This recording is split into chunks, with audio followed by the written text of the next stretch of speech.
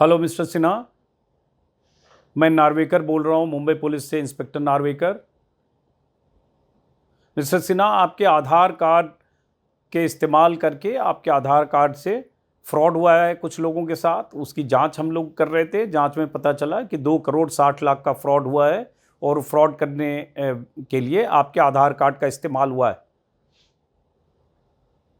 नहीं, ये मैं आपको इन्फॉर्म कर रहा हूँ क्योंकि मुंबई पुलिस ने हमने जांच पूरी कर ली है। जांच के बाद आपको इन्फॉर्म कर रहा हूँ कि वो आपके आधार कार्ड के जरिए ही के थ्रू ही ये पूरा फ्रॉड हुआ है।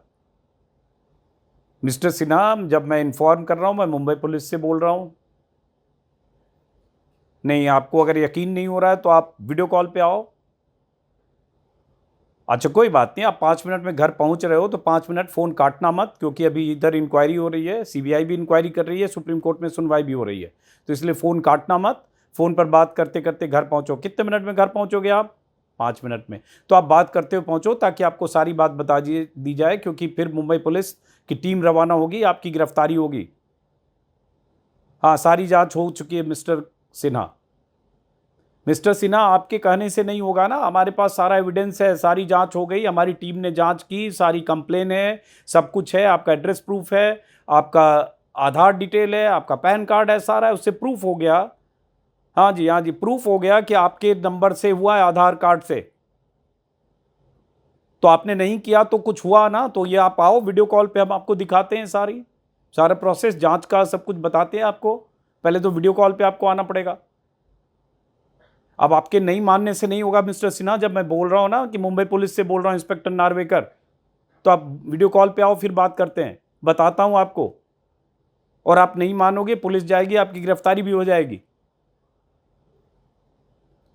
मिस्टर सिन्हा, हमारे पास सारा डिटेल है, आपका आपका एड्रेस से लेकर सब कुछ है। जांच चल रही थी, आपको कई बार सम्मन भेजा गया, आपने सम्मन रिसीव नहीं किया, तो आपने नहीं तो किसी और ने वहां से वापस किया होगा। और सिर्फ एक मामला नहीं है, कई मामले हैं। मैं आपको ट्रांसफर कर रहा हूं आपका कॉल सीबीआई के सीनियर अफसर के पास, वो भी बताएंगे आपको। मिस्टर राहुल गुप्ता, उनको ट्रांसफर कर रहा हूं, होल्ड करना। अब ये फ़ोन जो एक पुलिस इंस्पेक्टर बनकर नोएडा के एक शख्स मिस्टर सिन्हा को, आर के सिन्हा को किया गया, ये फ़ोन ट्रांसफ़र होता है, या कहा जाता है ट्रांसफ़र कर रहे हैं सीबीआई के एक अफसर को। इस बीच आर के सिन्हा की धड़कन बढ़ जाती है कि ऐसा क्या हो गया, कैसे मेरे आधार कार्ड से फ्रॉड हो गया, ये कौन सा मामला है, मुंबई पुलिस ऐसे क्यों कह रही है कि हमारी गिरफ्तारी हो जाएगी, ऐसे कैसे हो गया, क्या हो गया, कहीं ऐसा तो नहीं कि मेरी जानकारी के बगैर किसी ने फ्रॉड कर लिया, अब क्या होगा। उनके बीच उनके मन में धड़कन बढ़ी है और ये कह दिया गया कि फ़ोन आप काटोगे नहीं, आप फ़ोन होल्ड पर रहोगे, क्योंकि वो उन्होंने कहा कि घर से बाहर हैं, इसलिए वीडियो कॉल पर नहीं आ सकते। तो उन्होंने बताया 5 मिनट में घर पहुंचने वाले हैं, तो कहा 5 मिनट तक लगातार आप बात करते रहो, घर पहुंचकर वीडियो कॉल पर आओ। अब ये फ़ोन इतनी देर में ट्रांसफ़र होता है, वो फ़ोन पर है मिस्टर आर के सिन्हा।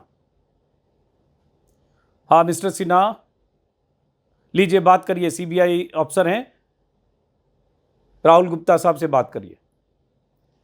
हाँ मिस्टर सिन्हा, मैं राहुल गुप्ता बोल रहा हूँ। मिस्टर सिन्हा, आपके केस की जांच कर रहा हूँ मैं।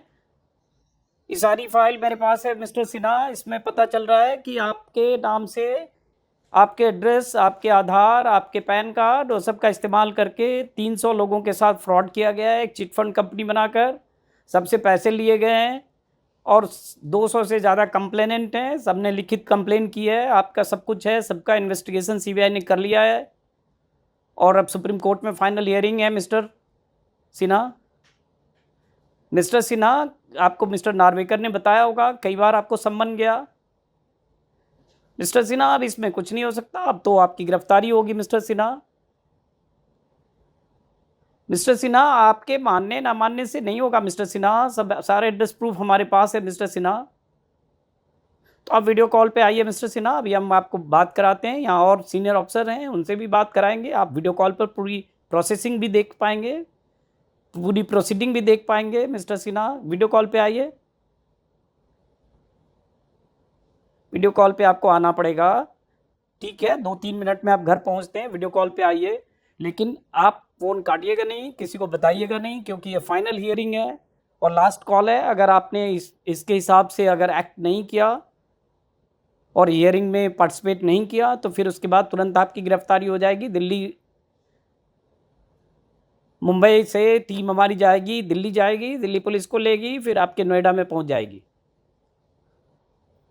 हाँ, तो आप वीडियो कॉल पे आइए घर पहुंचकर मिस्टर सिन्हा, सारा एविडेंस हमारे पास है, तभी हम बात कर रहे हैं। माफ़ करिए, आवाज़ बदलने की मैं कोशिश कर रहा था। तो नमस्कार दोस्तों, अभी मैंने मुंबई पुलिस का अधिकारी बनकर या सीबीआई अफसर बनकर जो बातचीत की है वो दरअसल नाट्य रूपांतरण है, क्योंकि दूसरी तरफ कोई है नहीं। मकसद ये है कि आपको बताया जा सके कि देश में ठगी का जो नया तरीका इजाद किया गया है उसकी जद में आप भी आ सकते हैं। और इसी तरीके से ठगी की घटना दिल्ली से सटे नोएडा में हुई है। आज ही टाइम्स ऑफ इंडिया में खबर छपी है। कॉल करने वाले ने नोएडा के एक शख्स को, जिनका नाम आर के सिन्हा है, लगातार वीडियो कॉल पर डराए रखा, गिरफ्तारी का डर दिखाता रहा। वीडियो कॉल पर दिखने वाला फ्रॉड पुलिस की वर्दी में था, इसलिए नोएडा के रहने वाले राकेश कुमार सिन्हा जब तक कुछ समझ पाते तब तक उन्हें चूना लग चुका था। और इसी तरह से राकेश सिन्हा का नंबर लिया, उनको कॉल किया, उसके बाद उन्हें कभी मुंबई पुलिस का अधिकारी, कभी सीबीआई अधिकारी, सुप्रीम कोर्ट में जांच चल रही है, ये सब भी उन्हें कहा गया। और 4 दिन तक सिन्हा साहब डिजिटल अरेस्ट रहे। केस में क्लीन चिट देने के नाम पर 3 इंस्टॉलमेंट में उनसे 1 करोड़ 20 लाख रुपए ठग लिए गए। 1 करोड़ 20 लाख ठग लिए, क्योंकि उन्हें बताया कि आपके खिलाफ 300 ठगी के मामले हैं या 300 मामलों में आपके खिलाफ जांच चल रही है चिटफंड कंपनी के नाम पर। एफआईआर अब मिस्टर सिन्हा ने, राकेश सिन्हा ने दर्ज कराई है, पुलिस जांच कर रही है। नोएडा के आर के सिन्हा की तरह ही सैकड़ों लोग हर रोज देश के अलग अलग हिस्सों में ठगे जा रहे हैं, डिजिटल अरेस्ट के शिकार हो रहे हैं, करोड़ों अरबों की ठगी हो रही है। इसी साल डिजिटल अरेस्ट की 6000 शिकायतें दर्ज की गई हैं और 6 लाख ऐसे फोन नंबर्स को ब्लॉक किया गया है जिनका इस्तेमाल इस तरह की ठगी के लिए किया जा रहा था। केंद्र और राज्य सरकारों के लिए इसे रोकना अब इतनी बड़ी चुनौती बन गई है कि आज ही केंद्रीय गृह मंत्रालय ने डिजिटल फ्रॉड से निपटने के लिए एक हाई लेवल कमेटी बनाने का ऐलान किया है। हो सकता है कभी सीबीआई अधिकारी बनकर, कभी कस्टम अधिकारी बनकर, कभी ईडी या इनकम टैक्स या किसी पुलिस महकमे का अधिकारी बनकर किसी ने आपको भी फोन किया हो सकता है आप में से कुछ लोग इस तरह से फोन करने वालों के झांसे में भी आ गए हो और मोटी रकम की चपत भी आपको लग चुकी हो। अगर आप झांसे में नहीं आए हैं तो यह वीडियो आपके लिए है, ताकि कभी ऐसा फोन आए तो झांसे में आने से पहले इस वीडियो में कही गई बात आपके जहन में आ जाए और आप लुटने से बच जाएं। केंद्र सरकार, राज्य सरकार और तमाम एजेंसियां पूरा जोर लगाकर भी ठगी के इस नेटवर्क को खत्म करने में विफल हो रही है। यही वजह है कि पीएम मोदी तक ने अपने मन की बात कार्यक्रम में डिजिटल अरेस्ट से बचने के तरीके बताए हैं। पीएम मोदी ने 3 दिन पहले अपने ट्विटर हैंडल पर एक वीडियो शेयर किया है, जिसका एक हिस्सा मैं आपको यहां दिखा रहा हूं। गौर से देखिए, सुनिए किस तरह से यह फ्रॉड होता है। फ्रॉड करने वाला किस तरह से पुलिस अधिकारी बनकर सामने वाले को वीडियो कॉल पर लाता है और सामने वाला ठगा रह जाता है। हेलो सर, नमस्ते सर। नमस्ते सर बोलिए सर। देखिए, ये जो आपने एफआईआर नंबर मुझे सेंड किया है, इस नंबर के खिलाफ 17 कंप्लेंट्स हमारे पास। आप ये नंबर यूज कर रहे हैं? मैंने नहीं यूज करता हूँ सर। अभी कहाँ से बात कर रहे हो? सर कर्नाटका सर, वो घर में हूँ सर। ओके, इसके लिए आप अपनी स्टेट में रिकॉर्ड करवाइए ताकि ये नंबर ब्लॉक कर दिया जाए, फ्यूचर में आपको कोई प्रॉब्लम ना हो। Okay, yes sir. अभी मैं आपको कनेक्ट कर रहा हूँ, ये आपका इन्वेस्टिगेशन ऑफिसर है। आप अपनी स्टेट में रिकॉर्ड करवाइए ताकि ये नंबर ब्लॉक कर दिया जाए। Okay, yes sir, yes sir, yes sir. अब बताइएगा मैं किसके साथ बात कर रहा हूँ। अपना आधार कार्ड मुझे शो कीजिएगा वेरीफाई करने के लिए, बताइएगा। सर मेरे पास अभी नहीं है sir Aadhaar card sir, please sir. Phone आपके फोन में है? नहीं सर। फोन में आधार कार्ड की पिक्चर नहीं है आपके पास? नहीं सर। नंबर याद है आपको? सर नहीं है सर, नंबर भी याद नहीं है सर। हमने सिर्फ वेरीफाई करना है। ओके, वेरीफाई करने के लिए नहीं सर। आप डरिए ना, डरिए ना। अगर आपने कुछ नहीं किया तो आप डरिए ना। हाँ सर, हाँ सर। अगर आपके पास आधार कार्ड है तो मुझे दिखा दीजिए वेरीफाई करने के नहीं सर, नहीं सर, मैं गांव को आया था सर, घर में है सर। Okay, coming. जय हिंद। इस व्यक्ति के वन साइड वीडियो का रिकॉर्ड करो as per the protocol. Okay, जिस वीडियो को अपने मन की बात कार्यक्रम में शेयर किया, उस वीडियो में दिख रहा पुलिस वाला दरअसल एक फ्रॉड है। पुलिस की वर्दी में बैठा है और वीडियो कॉल के जरिए एक शख्स को फंसाने की कोशिश कर रहा है और ऐसा माहौल, ऐसी भावभंगिमा बना रहा है कि सामने वाला उसके झांसे में आ जाए। यही तरीका होता है इनका। ऑनलाइन ठगी के यूं तो कई तरीके हैं जिसके माध्यम से आए दिन लोग ठगी के शिकार होते रहते हैं, जैसे फिशिंग, इंटरनेट बैंकिंग धोखाधड़ी, यूपीआई फ्रॉड इत्यादि इत्यादि। लेकिन आज के इस वीडियो में हम ठगी के जिस तरीके की बात करने जा रहे हैं वो एक नए तरीके की ठगी है जिसे डिजिटल अरेस्ट कहा जाता है। हालांकि साइबर विशेषज्ञों के अनुसार डिजिटल अरेस्ट जैसा कोई कानूनी शब्द नहीं है, लेकिन इस ठगी में जिस तरह से सामने वाले व्यक्ति को वीडियो कॉल के जरिए लगातार निगरानी में रखा जाता है, उन्हें कहीं दूर जाने नहीं दिया जाता है, लगातार वीडियो कॉल पर दूसरी तरफ से कभी पुलिस अधिकारी, कभी सीबीआई अधिकारी, कभी ईडी अधिकारी, कभी इस तरह का माहौल बनाए रखा जाता है कि सामने वाला बिल्कुल प्रेशर में आ जाए। इसलिए इसे नाम डिजिटल अरेस्ट दिया गया, क्योंकि एक तरह से वो अरेस्ट होता है। डिजिटल अरेस्ट एक प्रकार का साइबर फ्रॉड है जिसमें ठग को खुद को पुलिस अधिकारी, सीबीआई अधिकारी और इसी तरह के महकमे के अधिकारी बताकर ऑडियो वीडियो कॉल करता है। कॉल करने वाला दावा करता है कि आप पर या आपके परिजन पर गंभीर अपराध जैसे मनी लॉन्ड्रिंग, ड्रग तस्करी या किसी अवैध मामले में शामिल होने के आरोप हैं, या आपके नाम पर करोड़ों अरबों की ठगी हो गई है, आपके नाम, पता, आधार सबका इस्तेमाल किया गया है। उसके बाद वो आपको कहेंगे कि आपको इन्वेस्टिगेशन ज्वाइन करनी पड़ेगी, उसके लिए आप व्हाट्सएप या स्काइप से जुड़िए, और उसके बाद वही आपको लिंक भेजेंगे। उस लिंक को आप क्लिक करेंगे तो सामने कोई पुलिस का दफ्तर होगा, किसी सरकारी अधिकारी का दफ्तर होगा, कोई अदालत दिख सकती है, और वीडियो कॉल पर लगातार 24/7 आपको जुड़े रहना पड़ेगा। ऐसा माहौल बनाएंगे जैसे इन्वेस्टिगेशन हो रहा है, और इस इन्वेस्टिगेशन में आपको, इस प्रोसेस में आपको हिस्सा लेना जरूरी है, वरना किसी दिन आप गिरफ्तार हो सकते हैं, और उस बीच आप किसी से बात नहीं कर सकते। तो एक तरह से ये डिजिटली अरेस्ट हो जाते हैं, इसलिए इसे डिजिटल अरेस्ट कहा जाता है। ठग आपका भरोसा जीतने के लिए कई तरीके अपनाते हैं। वीडियो कॉल के दौरान फेक सेटअप बना देंगे, जैसे कई बार सेशन कोर्ट जैसा लगेगा, कई बार किसी बड़े अधिकारी का चैम्बर जैसा लगेगा, जिसमें नकली जज, पुलिस अधिकारी सब बैठे दिख सकते हैं, वहाँ सुनवाई भी होती दिख सकती है। फर्जी दस्तावेज, फर्जी प्रमाण पत्र, फर्जी पहचान पत्र, सरकारी संस्थानों के लोगो, बैकग्राउंड, सब कुछ, ताकि पूरी घटना या सामने जो आपको दिख रहा है सब कुछ वास्तविक लगे, और उसके बाद आप उस पर भरोसा करने को मजबूर हो जाएं, इतना डर जाएं आप। और ये सब देखने के बाद आपको शक होने लगेगा कि वाकई मेरे नाम से या मेरे आधार नंबर पर या मेरे पता का इस्तेमाल करके कोई ऐसा गैर कानूनी काम जरूर किया गया है जिसकी आंच अब मुझ तक आने वाली है।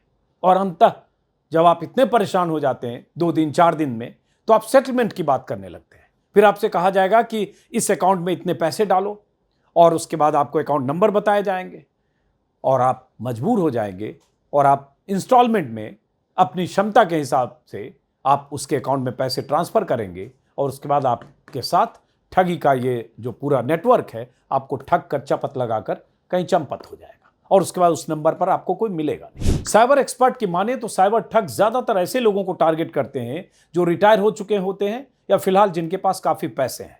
ठगों को पता होता है कि इनके अकाउंट में ज़्यादा पैसे होंगे। ठगों के इस गिरोह के पास ऐसे सैकड़ों हज़ारों लोगों का डेटा होता है जो उनके पोटेंशियल शिकार हो सकते हैं, खास करके महिलाएं, बुजुर्ग या ऐसे लोग जिनके खातों में मोटी रकम होती है या जो कहीं से मोटी रकम का इंतजाम कर सकते हैं।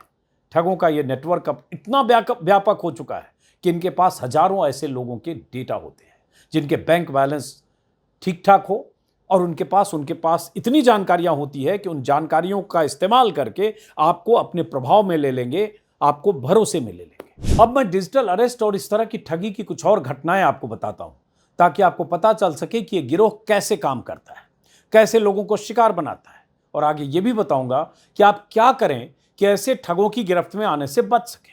जैसे ठगी की इस घटना को देखिए। ठगी की यह घटना अगस्त 2024 की है। यूपी के लखनऊ में doctor Ruchika Tandon digital arrest के शिकार हो गई। डॉक्टर रुचिका को एक कॉल आया। सामने वाले ने कहा, कॉल करने वाले ने, कि मैं telecom regulatory authority of India यानी TRI का एक अधिकारी बात कर रहा हूं। उसने दावा किया कि आपके पास जो नंबर आप इस्तेमाल कर रही हैं, उस नंबर के जरिए मैसेज करके बहुत सारे लोगों को हैरेस किया गया, परेशान किया गया, और आपके ऊपर ऐसे 22 मामले दर्ज हैं। आपकी गिरफ्तारी किसी भी वक्त हो सकती है। कॉल करने वाले ने डॉक्टर रुचिका टंडन को डराते हुए कहा कि अगर इस पूरे मामले की कार्रवाई में वो शामिल नहीं होती हैं तो उन्हें कठोर कानूनी प्रक्रिया का सामना करना पड़ सकता है। डॉक्टर रुचिका टंडन बहुत ज़्यादा घबरा जाती है। उनसे कहा जाता है कि इस पूरे मामले के बारे में किसी को बिल्कुल ना बताएं। यही इनका तरीका होता है ऐसे ठगों का। इसके बाद ठगों ने कई दिन तक वीडियो कॉल के जरिए एक नकली अदालती प्रक्रिया चलाई, जिसमें फर्जी जज, फर्जी पुलिस अधिकारी और पूरा फर्जी माहौल। उन्होंने दिखावा किया कि एक असली कोर्ट का मामला है, वीडियो पर सब कुछ रुचिका टंडन को दिखाया जाता रहा। फिर डॉक्टर टंडन को डरा धमकाकर इन ठगों ने पैसे ट्रांसफर करने के लिए मजबूर किए, सेटलमेंट के लिए, ताकि गिरफ्तारी से बच सके। डॉक्टर टंडन ने डर कर ठगों के कहने पर 2 करोड़ 80 लाख से ज्यादा की राशि उनके खाते में ट्रांसफर कर दी। 2 करोड़ 80 लाख, सिर्फ डर से कि कहीं गिरफ्तार न हो जाए। बाद में उन्हें एहसास हुआ कि यह संगठित ठगों का हिस्सा था। फिर उन्होंने पुलिस में मामला दर्ज कराया। ऐसी घटनाओं की लंबी लिस्ट है। केंद्र सरकार के एक रिटायर्ड कर्मचारी को करीब 1.5 महीने तक साइबर ठगों ने डिजिटल अरेस्ट में रखा। इनकी उम्र लगभग 80 साल है। पुलिस में दर्ज रिपोर्ट के मुताबिक 13 सितंबर 2024 को रिटायर हुए 80 साल के बुजुर्ग के पास एक कॉल आया, जिसमें सामने शख्स जो कॉल कर रहा था उसने कहा कि वो दिल्ली पुलिस से बोल रहा है। बुजुर्ग को कॉल पर पुलिस बनकर ठगने वाले ने कहा कि दिल्ली के इंदिरा गांधी इंटरनेशनल एयरपोर्ट से कस्टम विभाग ने एक पार्सल को पकड़ा है। इसमें 16 फर्जी पासपोर्ट, 56 एटीएम और 140 ग्राम ड्रग्स हैं। कॉल करने वाले ठग ने बुजुर्ग को उनका नाम और आधार नंबर बताते हुए कहा कि यह 11 सितंबर को भारत से मलेशिया जाने वाला था। अब सोचिए, किसी को ऐसा कहा जाए कि आपके नाम से पार्सल जा रहा था और वो पकड़ा गया, तो कोई परेशान होगा। फिर उस बुजुर्ग व्यक्ति ने कहा कि उन्होंने तो ऐसा कोई पार्सल भेजा ही नहीं, लेकिन परेशान कोई भी हो जाता है। फिर जिसने कॉल किया उसने अपनी पहचान के तौर पर दिल्ली पुलिस के सुनील कुमार नाम की एक आइडेंटिटी कार्ड भेजा, ताकि वो बता सके या साबित कर सके कि मैं असली हूं। और इसके अलावा उसने ऑनलाइन माध्यम से केस रिपोर्ट की फाइल भी उन्हें भेजी, जिसमें स्पेशल डायरेक्टर सीबीआई प्रवीण सूद लिखा था। रिपोर्ट में बुजुर्ग के ऊपर मानव तस्करी, मनी लॉन्ड्रिंग समेत कई आरोप थे। ये सब उनको वीडियो पर भेजा और स्क्रीनशॉट भेजा। अब बुजुर्ग परेशान हो गए। इसके बाद बुजुर्ग ने लगभग 10 लाख रुपया आरबीआई को ट्रांसफर करने को बुजुर्ग को डरा धमका कर तैयार किया। वो तैयार हो गए और 10 लाख रुपए उन्होंने ट्रांसफर कर दिए। इसके बाद उस बुजुर्ग के ऊपर लगातार पैसों के दबाव वो फ्रॉड बनाते रहे। कभी सीबीआई अफसर, तो कभी ईडी डायरेक्टर, कभी और किसी नाम से वो पैसे ऐंठता रहा।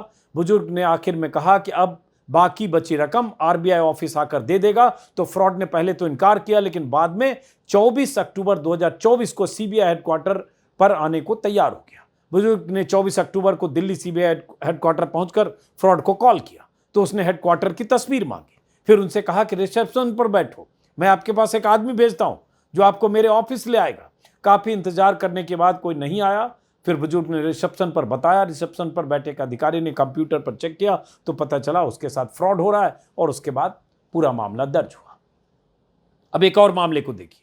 28 अगस्त 2024 को 82 साल के टेक्सटाइल इंडस्ट्री के मैनेजिंग डायरेक्टर एसपी ओसवाल को एक कॉल आया। कॉल करने वाले ने कहा कि वो सीबीआई अधिकारी है। उसने कहा कि आपके ऊपर मनी लॉन्ड्रिंग का आरोप है।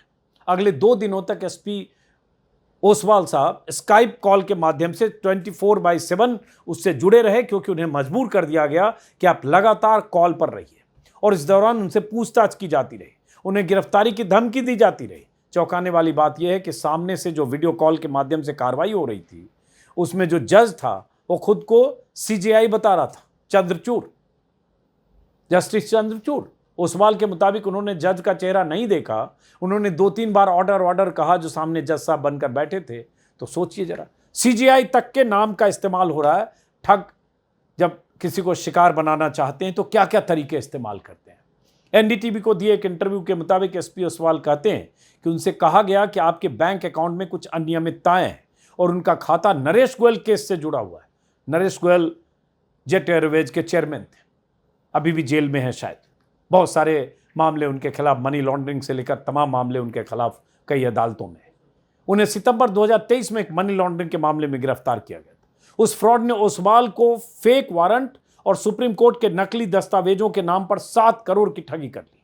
और इस घटना के बाद ओसवाल ने पुलिस में शिकायत दर्ज करवाई और साइबर क्राइम के अधिकारियों की मदद से करीब 5.25 करोड़ तो उन्हें वापस मिल गए, लेकिन 1 करोड़ से ज्यादा का नुकसान उन्हें सहना पड़ा।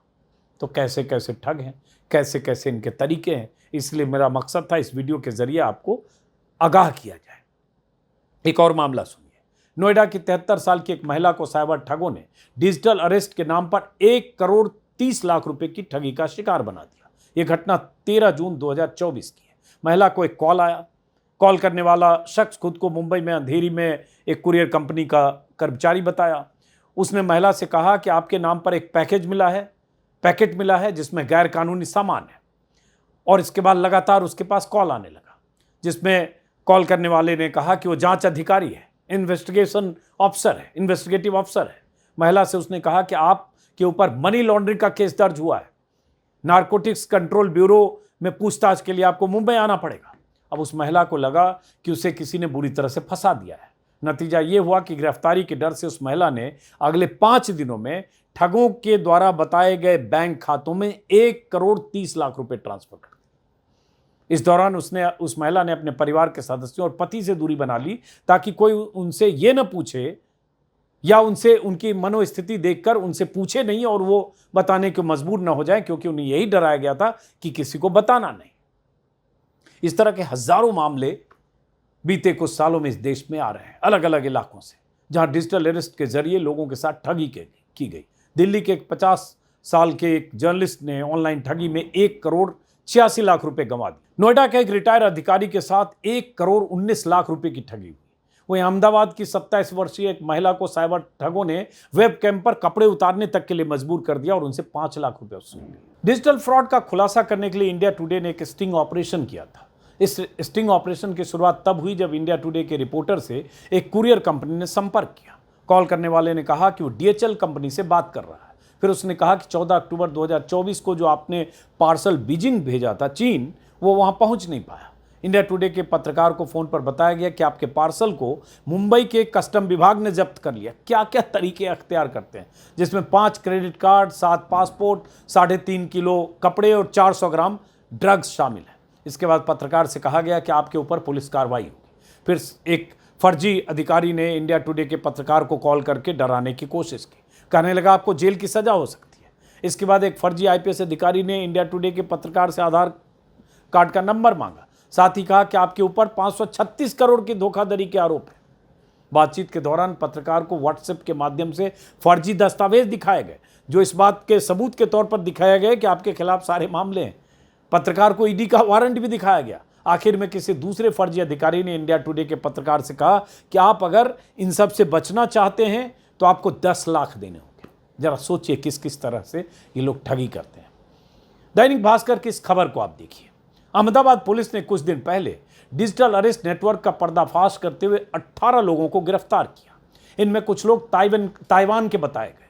दैनिक भास्कर की खबर के मुताबिक इन लोगों ने डिजिटल अरेस्ट और अन्य ऑनलाइन ठगी का इस्तेमाल करके करीब 5,000 करोड़ रुपए चीन और ताइवान भेजे। पुलिस को छानबीन के दौरान गुजरात के वडोदरा में एक डार्क रूम का पता चला, जहां से ये ठग डिजिटल अरेस्ट और अन्य ऑनलाइन फ्रॉड का रैकेट चला रहे थे। इस डार्क रूम में 20 रूटेड मोबाइल स्टैंड, राउटर और मिनी लैपटॉप था। एक सिम कार्ड बैंक खाते से, एक सिम कार्ड अलग अलग बैंक खातों से जुड़ा था, जिनमें OTP आती थी। पुलिस को इन 20 फोन के जरिए अन्य 120 मोबाइल फोन के नंबर की जानकारी मिली जो इनसे जुड़े हुए थे।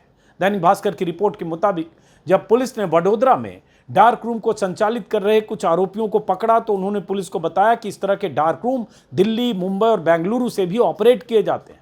दैनिक भास्कर की ही रिपोर्ट के मुताबिक इन आरोपियों ने पुलिस को बताया कि डिजिटल अरेस्ट और ऑनलाइन फ्रॉड का पूरा रैकेट ताइवान से संचालित किया जाता है, जो गुजरात में चल रहा था। और इस मामले में पुलिस ने 4 ताइवानी नागरिकों को भी गिरफ्तार किया। इसका मतलब इस फ्रॉड और इस रैकेट की जो सरहद है वो भारत से बाहर भी है। मतलब इसका मतलब कि ये रैकेट सिर्फ भारत से नहीं, दुनिया के कई देशों से संचालित होता है। शिकार भारत में बनाया जा रहा है। भास्कर की रिपोर्ट के मुताबिक ये आरोपी CBI और साइबर क्राइम अधिकारी बनकर ऑनलाइन लोगों से पैसे ऐंठते थे और ये गिरोह रोजाना 1.5 करोड़ रुपए ताइवान भेजते थे। गुजरात पुलिस को छानबीन के दौरान इस गैंग की गूगल शीट भी हाथ लगी, जिसमें पैसों का सारा लेखा जोखा लिखा हुआ था। पुलिस जांच में यह भी पता चला कि ये लोग ताइवान में बैठकर बिना OTP के ही बैंक खातों से पैसे निकाल लेते थे। इन आरोपियों के पास से एक PPT भी बरामद हुई, जिसमें भारत में एजेंट बनाने से लेकर सिम कार्ड, बैंक खाते, करेंसी और क्रिप्टो करेंसी में बदलने से जुड़ी सारी योजनाएं या जो भी उनकी प्लानिंग वो भी लिखी थी। एक सरकारी डेटा के मुताबिक साल 2024 की पहली तिमाही में भारतीय नागरिकों ने डिजिटल गिरफ्तारी और धोखाधड़ी मामलों में फंसकर लगभग 120 करोड़ रुपए गंवा दिए। राष्ट्रीय साइबर क्राइम रिपोर्टिंग पोर्टल, जिसे गृह मंत्रालय द्वारा संचालित किया जाता है, उसके आंकड़ों के मुताबिक इस साल 1 जनवरी से 30 अप्रैल के बीच कुल 7,40,000 शिकायतें दर्ज की गई, जबकि साल 2023 में करीब 1.5 लाख मामले दर्ज किए गए। वहीं साल 2022 में 9 लाख मामले दर्ज किए गए।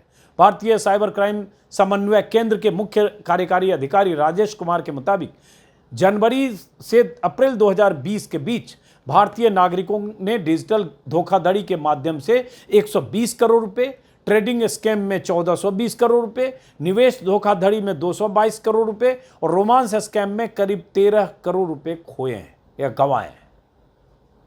एनसीआरबी के आंकड़ों के मुताबिक साइबर क्राइम के मामलों में पिछले वर्षों में तेजी से बढ़ोतरी हुई है। साल 2017 में 3,466 मामले थे, 2018 में 3,353 मामले, 2019 में 6,229 मामले, 2020 में 10,395 मामले, 2021 में 14,007 मामले और 2022 में संख्या बढ़कर 17,470 तक पहुंच गई। फरवरी 2024 में गृह राज्य मंत्री अजय मिश्र टेनी ने लोकसभा में जानकारी दी थी कि 2023 में साइबर वित्तीय धोखाधड़ी के 11 लाख शिकायतें दर्ज हुई थी, 11,28,000। TRAI के डेटा के मुताबिक भारत में इंटरनेट यूजर्स की संख्या लगभग 93 करोड़ है।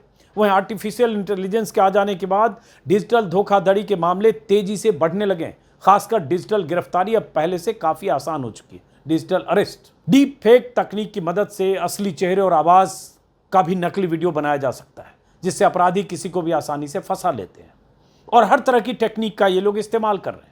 डीप फेक एक खास तरह का AI मॉडल है जो असली इंसानों के चेहरे और आवाज की हूबहू कॉपी कर लेता है। इसके जरिए कोई भी व्यक्ति किसी दूसरे व्यक्ति की पहचान का इस्तेमाल कर सकता है और उसे असली जैसा दिख सकता है या भ्रम हो सकता है। इसी तरह डीप फेक का इस्तेमाल, इस तकनीक का इस्तेमाल करके अपराधी खुद को किसी पुलिस अफसर, जज या अधिकारी की तरह पेश करते हैं। ये टेक्निक का इस्तेमाल है फ्रॉडिज्म में। जैसे कोई व्यक्ति वीडियो कॉल पर खुद को पुलिस अफसर बताकर किसी को धमका सकता है या उसके खिलाफ कोई केस है तो उसे गिरफ्तार किया जा सकता है। डिजिटल अरेस्ट के बारे में हाल के दिनों में, जैसे अभी 3 दिन पहले ही प्रधानमंत्री मोदी ने मन की बात कार्यक्रम में भी कहा कि ये ठग फोन कॉल्स करते हैं और कई बार खुद को police, CBI, narcotics control bureau या किसी सरकारी महकमे के अधिकारी के तौर पर खुद को पेश करते हैं और अलग तरह की आइडेंटिटी कार्ड या पहचान का इस्तेमाल करते हैं और इस आत्मविश्वास से बात करते हैं कि लोग फंस जाते हैं। और मैं तारीफ करूंगा कि प्रधानमंत्री मोदी ने मन की बात में इस कार्यक्रम में अपने इस कार्यक्रम में उन्होंने इस मुद्दे को उठाया, क्योंकि देश के हजारों लोग जो इस ट्रैप में आ रहे हैं उनके लिए जरूरी सवाल है, जरूरी मुद्दा है। क्या कहा था मोदी जी ने, ये भी सुनिए। डिजिटल अरेस्ट के फ्रॉड में फोन करने वाले कभी पुलिस, कभी CBI, कभी नारकोटिक्स, कभी RBI, ऐसे भांति भांति के लेबल लगाकर बनावटी अधिकारी बनकर बात करते हैं और बड़े कॉन्फिडेंस के साथ करते हैं। मुझे मन की बात के बहुत से श्रोताओं ने कहा कि इसकी चर्चा जरूर करनी चाहिए। अब सवाल उठता है डिजिटल अरेस्ट और ऐसे साइबर फ्रॉड से बचा कैसे जाए। तो दिमाग लगाना होगा, सोचना होगा। कोई नंबर पर या व्हाट्सएप ऑडियो या वीडियो कॉल करके आपको अगर गिरफ्तार करने या गिरफ्तारी का वारंट होने जैसी बात करे तो मान लीजिए फ्रॉड है, झूठ है। ऐसे फोन पर कोई जानकारी नहीं दी जाती है, कोई एजेंसी नहीं देती है।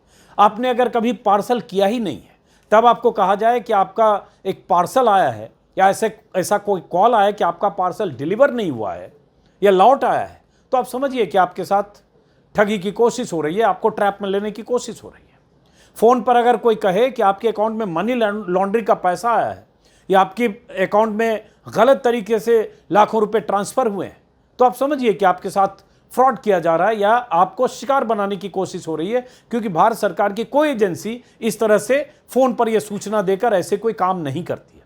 कोई आपसे आपका आधार कार्ड नंबर या कोई और आपके बारे में जानकारी मांगे, पैन कार्ड मांगे, कोई ऐसी चीज मांगे कि जांच के लिए इसका इस्तेमाल है, जरूरी है, हम किसी महकमे, सरकारी महकमे से बोल रहे हैं, तो आप समझिए कि आपके साथ फ्रॉड करने की कोशिश हो रही है।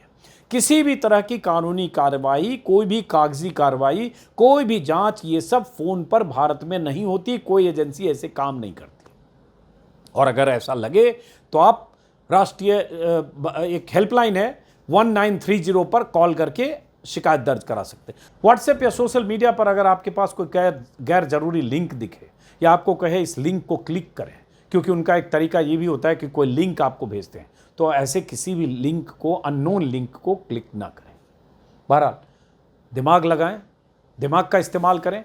कोई भी अपरिचित अनजान आदमी आपसे किसी तरह की सूचनाएं मांगे या आपको डराने की कोशिश करें, उसका फ़ोन काटें, उसके बारे में हेल्पलाइन पर जानकारी दें और सचेत रहें ताकि कोई साइबर क्राइम आपको अपना शिकार, साइबर क्राइम के धंधे में लगा कोई ठग आपको अपना शिकार ना बना पाए। फिलहाल इस वीडियो को यहीं ख़त्म करते हैं, फिर मुलाकात होगी। नमस्कार।